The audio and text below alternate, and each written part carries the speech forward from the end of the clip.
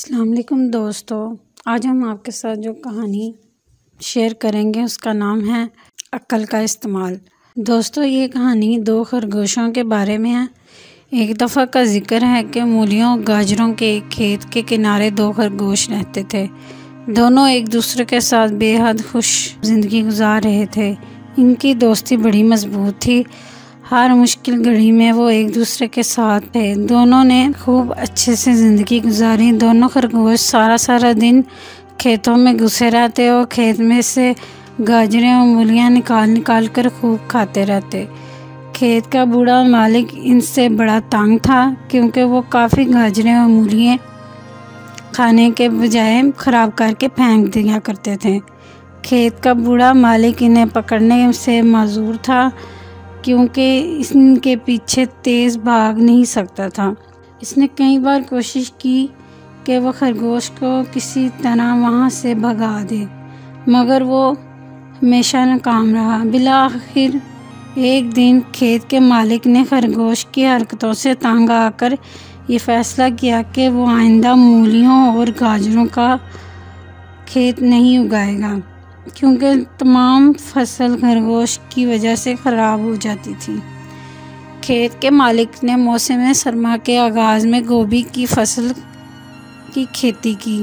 کچھ ہی دن بعد گوبھی کے بڑے بڑے پتے زمین سے نمودار ہونا شروع ہو گئے۔ خرگوش نے حسب عادت ان کی جڑوں میں مولیوں اور گاجروں کی تلاش شروع کر دی، مگر اس کو کچھ نہ ملا۔ خرگوش مولیاں اور گاجریں نہ پا کر بے حد پریشان ہوئے۔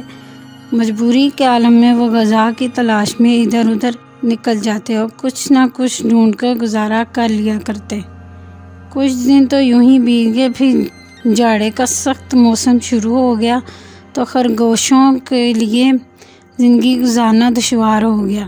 کھیت میں کوئی ایسی آرام دہ جگہ موجود نہیں تھی کہ جس میں وہ گھس کر سردی سے محفوظ رہ پاتے۔ اس کے علاوہ خرگوش کے پاس صرف ایک ہی سرخ رنگ کی باریک سی چادر تھی، جس میں وہ دونوں دبک کر سردی سے بچنے کی کوشش کرتے۔ چادر اتنی بڑی اور گرم نہیں تھی کہ ان دونوں کو سردی سے محفوظ رکھ پاتی۔ ایک دن ایک خرگوش نے یہ فیصلہ کیا کہ چادر کو دوہری کر کے ایک ساتھی اوڑھ لیا کرے، جبکہ دوسرا اس دوران بھاگ دوڑ کر کے اپنا جسم گرم کر لیا کرے۔ اس طرح کم سے کم ایک خرگوش تو سردی سے محفوظ رہ سکتا ہے۔ دونوں خرگوش باری باری چادر اوڑھ کر گرمائی حاصل کرنے کی کوشش کرتے۔ کھلے آسمان کے نیچے چادر زیادہ سود مند ثابت نہ ہوئی۔ سردی کے مارے ان کی جان نکلنے لگی۔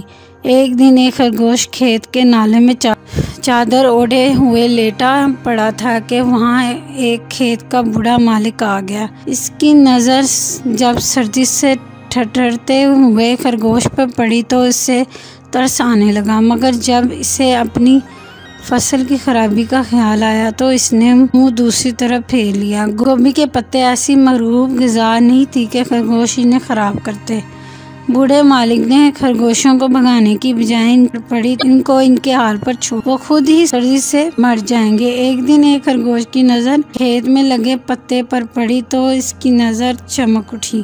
پتے پر گرم قمیض پڑی ہوئی تھی اور سر پر بڑا سا ہیٹ تھا۔ یہ کھیت میں پرندوں کو بھگانے کے لیے نصب کیا گیا تھا۔